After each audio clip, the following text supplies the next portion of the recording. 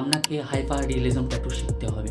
কেউ বলে আমার আর্টিস্টিক ট্যাটু করতে ভালো লাগে, কেউ বলে আমার স্টেবলিং করতে মজা লাগে, কেউ বলে আমি র্যান্ডম ট্যাটু প্র্যাকটিস করি। আপনি তখনই এই কথা বলতে পারেন যখন আপনার বেসিক কমপ্লিট, তা নাহলে আউট ফল টপ।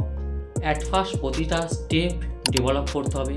লাইনিং কিভাবে হয়, শেডিং কিভাবে হয়, ব্ল্যাক অ্যান্ড গ্রে কিভাবে হয়, লাইট এবং শেডিংয়ের প্রপার নলেজ জানা চাই। তারপর আপনি বলবেন আমি কোন টাইপের ট্যাটু স্পেশালভাবে করব, কার্টুন ট্যাটু না ওল্ড স্কুল ট্যাটু, না শেডিংয়ের ট্যাটু, না রিয়েলিস্টিক ট্যাটু, না black and grey tattoo, hyper realism tattoo, না স্টেবলিং ট্যাটু।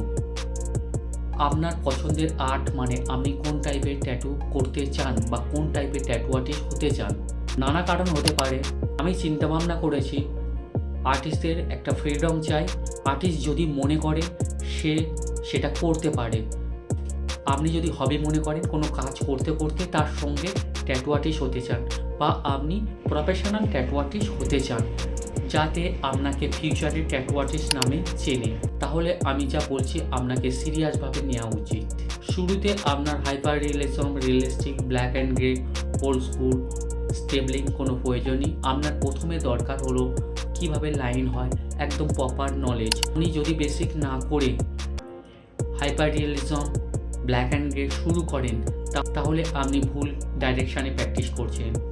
আমি জানি বহু মানুষ আমার পক্ষে বিপক্ষে ফেভার করে। আপনার ওপিনিয়ন যাই হোক না কেন, আমার ওপিনিয়ন তো এটাই, আমি এই পথে চলেছি, তাই আমার গ্রোথ আমি নিজে দেখেছি। ভিডিওতে যদি কোনো হেল্প মনে হয় তাহলে বন্ধুদেরকে শেয়ার করবেন। আর আমি ট্রেনিং প্রোভাইড করি। যদি আপনারা ট্রেনিং নিতে চান নিচে দেওয়া নাম্বারে আপনারা হোয়াটসঅ্যাপে মেসেজ করবেন। Thank you watching my video.